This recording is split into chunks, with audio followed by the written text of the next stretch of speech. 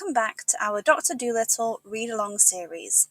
In today's episode, we're diving into two exciting chapters, The Rock and The Fisherman's Town. After escaping from the Barbary Dragon, Dr. Dolittle and his animal friends face a new challenge, a mysterious rock in the middle of the sea. What secrets does it hold, and what happens when they finally reach land? We'll also visit a quiet fishing town, where the people are curious and the animals are cautious, and Dr. Dolittle's reputation begins to grow. As always, I'll read the chapters aloud, and then we'll explore some useful English words and expressions that appear in the story, perfect for intermediate learners who want to build vocabulary through storytelling. So get comfortable and let's continue the adventure. The 19th chapter, The Rock. Up they got, early next morning, out of the silken beds, and they saw that the sun was shining brightly and that the wind was blowing from the south. Jip smelt the south wind for half an hour. Then he came to the doctor, shaking his head. "I smell no snuff as yet," he said. "We must wait till the wind changes to the east." But even when the east wind came at 3 o'clock that afternoon, the dog could not catch the smell of snuff. The little boy was terribly disappointed and began to cry again, saying that no one seemed to be able to find his uncle for him. But all Jip said to the doctor was, "Tell him that when the wind changes to the west, I'll find his uncle even though he be in China, so long as he is still taking black rapee snuff." 3 days they had to wait before the west wind came. This was on a Friday morning, early, just as it was getting light. A fine rainy mist lay on the sea like a thin fog, and the wind was soft and warm and wet. As soon as Jip awoke, he ran upstairs and poked his nose in the air. Then he got most frightfully excited and rushed down again to wake up the doctor. "Doctor," he cried, "I've got it! Doctor, doctor, wake up! Listen, I've got it! The wind's from the west, and it smells of nothing but snuff. Come upstairs, start the ship, quick!" So the doctor tumbled out of bed and went to the rudder to steer the ship. "Now I'll go up to the front," said Jip, "and you watch my nose. Whichever way I point it, you turn the ship the same way. The man cannot be far off, with the smell as strong as this, and the winds all lovely and wet. Now watch me." So all that morning Jip stood in the front part of the ship, sniffing the wind and pointing the way for the doctor to steer, while all the animals and the little boy stood round with their eyes wide open, watching the dog in wonder. About lunchtime, Jip asked Dab-Dab to tell the doctor that he was getting worried and wanted to speak to him. So Dab-Dab went and fetched the doctor from the other end of the ship, and Jip said to him, "The boy's uncle is starving. We must make the ship go as fast as we can." "How do you know he is starving?" asked the doctor. "Because there is no other smell in the west wind but snuff. If the man were cooking or eating food of any kind, I would be bound to smell it too, but he hasn't even fresh water to drink. All he is taking is snuff, in large pinches. We are getting nearer to him all the time, because the smell grows stronger every minute. But make the ship go as fast as you can, for I am certain that the man is starving." "All right," said the doctor, and he sent Dab-Dab to ask the swallows to pull the ship, the same as they had done when the pirates were chasing them. So the stout little birds came down and once more harnessed themselves to the ship. And now the boat went bounding through the waves at a terrible speed. It went so fast that the fishes in the sea had to jump for their lives to get out of the way and not be run over.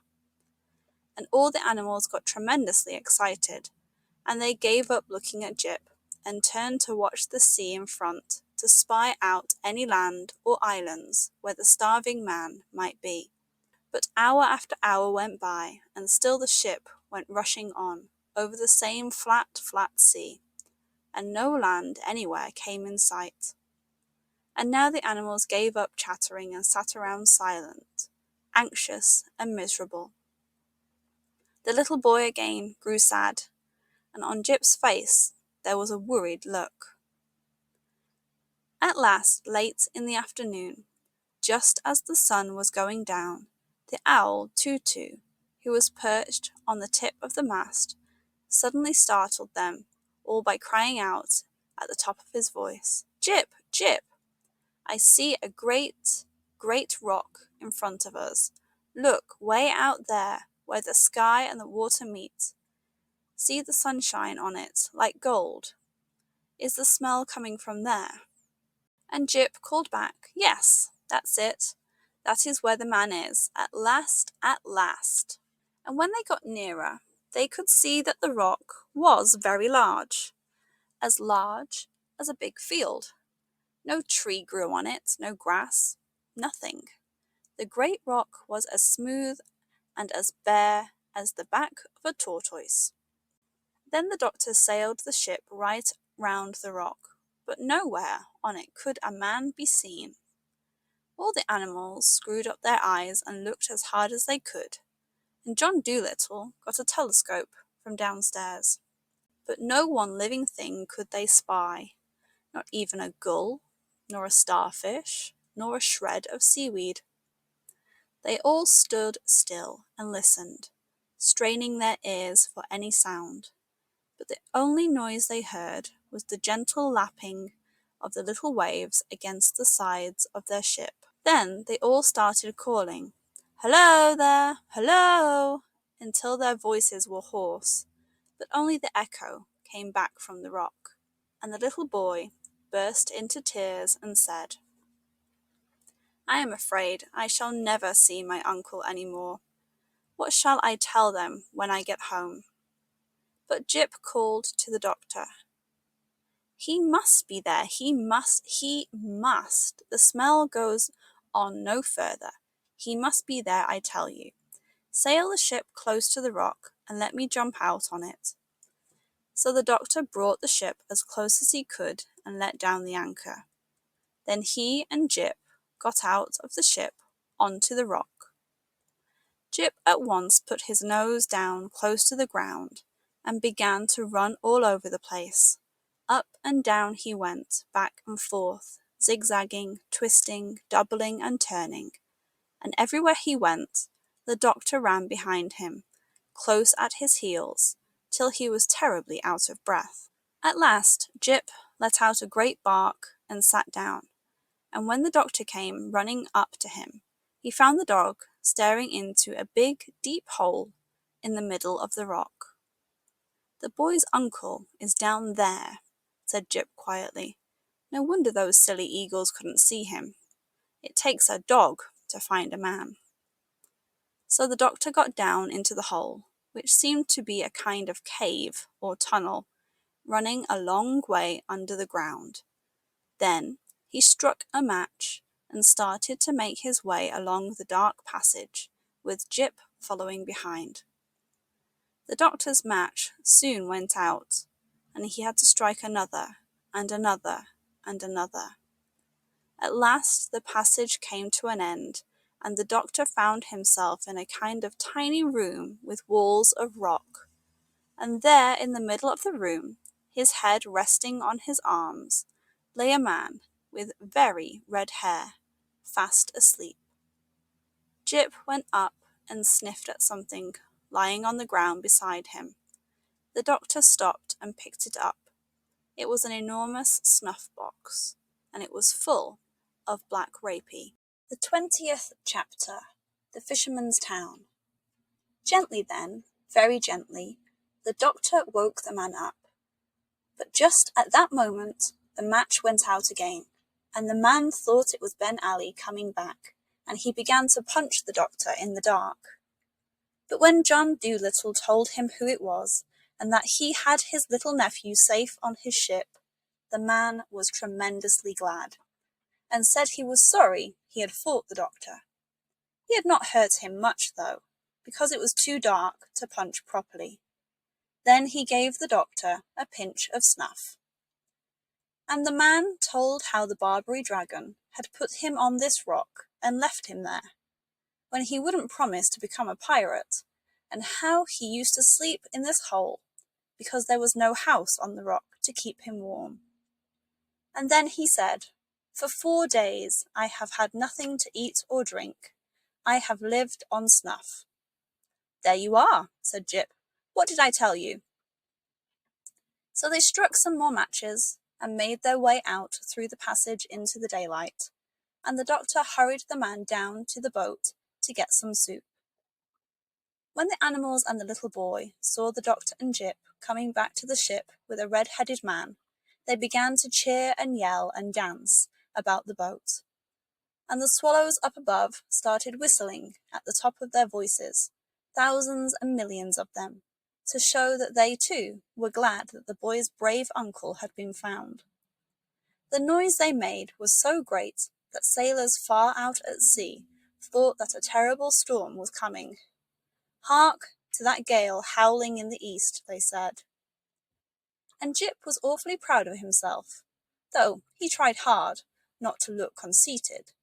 When Dab-Dab came to him and said, "Jip, I had no idea you were so clever," he just tossed his head and answered, "Oh, that's nothing special. But it takes a dog to find a man, you know. Birds are no good for a game like that." Then the doctor asked the red-haired fisherman where his home was, and when he had told him, the doctor asked the swallows to guide the ship there first. And when they had come to the land which the man had spoken of, they saw a little fishing town at the foot of a rocky mountain, and the man pointed out the house where he lived. And while they were letting down the anchor, the little boy's mother, who was also the man's sister, came running down to the shore to meet them, laughing and crying at the same time. She had been sitting on a hill for 20 days, watching the sea and waiting for them to return. And she kissed the doctor many times, so that he giggled and blushed like a schoolgirl. And she tried to kiss Jip too, but he ran away and hid inside the ship. "It's a silly business, this kissing," he said. "I don't hold by it. Let her go and kiss Gub-Gub if she must kiss something." The fisherman and his sister didn't want the doctor to go away again in a hurry. They begged him to spend a few days with them. So John Dolittle and his animals had to stay at their house a whole Saturday and Sunday and half of Monday. And all the little boys of the fishing village went down to the beach and pointed at the great ship anchored there, and said to one another in whispers, "Look, that was a pirate ship, Ben Ali's, the most terrible pirate that ever sailed the 7 seas. That old gentleman with the high hat, who's staying up at Mrs. Trevelyan's, he took the ship away from the Barbary dragon and made him into a farmer. Who'd have thought it of him? Him so gentle-like and all. Look at the great red sails. Ain't she the wicked-looking ship? And fast, my!" All those 2 days and a half that the doctor stayed at the little fishing town, the people kept asking him out to teas and luncheons and dinners and parties. All the ladies sent him boxes of flowers and candies, and the village band played tunes under his window every night. At last the doctor said, "Good people, I must go home now. You have really been most kind. I shall always remember it. But I must go home, for I have things to do." Then, just as the doctor was about to leave, the mayor of the town came down the street, and lots of other people in grand clothes with him. And the mayor stopped before the house where the doctor was living, and everyone in the village gathered round to see what was going to happen. After 6 page boys had blown on shining trumpets to make the people stop talking, the doctor came out onto the steps, and the mayor spoke. "Dr. John Dolittle," he said, "it is a great pleasure for me to present to the man who rid the seas of the Dragon of Barbary this little token from the grateful people of our worthy town." And the mayor took from his pocket a little tissue paper packet, and opening it, he handed to the doctor a perfectly beautiful watch with real diamonds in the back. When the mayor pulled out of his pocket a still larger parcel and said, "Where is the dog?" then everyone started to hunt for Jip, and at last Dab found him on the other side of the village in a stable yard, where all the dogs of the countryside were standing round him speechless with admiration and respect. When Jip was brought to the doctor's side, the mayor opened the larger parcel, and inside was a dog collar made of solid gold, and a great murmur of wonder went up from the village folk as the mayor bent down and fastened it round the dog's neck with his own hands. For written on the collar, in big letters, were these words, "Jip, the cleverest dog in the world." Then the whole crowd moved down to the beach to see them off, and after the red-haired fisherman and his sister and the little boy had thanked the doctor and his dog over and over and over again, the great swift ship with the red sails was turned once more towards Puddleby, and they sailed out to sea, while the village band played music on the shore. Before we finish today's episode, let's highlight a few words and phrases from chapters 19 and 20 that might be new or tricky to pronounce. Fisherman. A fisherman is someone who catches fish, often for a living. It's pronounced fish-er-man. Make sure to emphasize the first syllable and keep the man at the end soft, man. Crash. To crash means to hit something with force, like when the ship crashes into the rock. It's a sharp word with a strong cr sound at the beginning. Crash.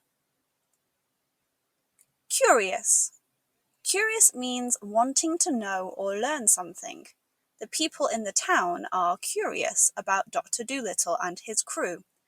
It's pronounced curious with a y sound after the C. Suspicious. If someone is suspicious, they feel unsure or think something might be wrong. In the story, the villagers are a little suspicious at first. Try saying it slowly. Suspicious. The sh sound at the end can be quite tricky, so start slowly and then go quicker. That's all for today's Language Spotlight. Practice these words out loud and notice how they're used as Dr. Dolittle explores new places and meets new people. You'll hear them again soon. Thanks for joining me for today's adventure. Dr. Dolittle's journey took a surprising turn when the boat crashed into the rock and drifted into a quiet fishing village. We met curious villagers, suspicious glances, and of course, fishermen by the sea. Before you go, let me know if you have ever been curious or suspicious of something new. Let me know your story in the comments. If you're enjoying the story, make sure to subscribe and hit the bell so you don't miss the next chapter. And if you're curious about more vocabulary, check out the shorts on my channel. See you next time.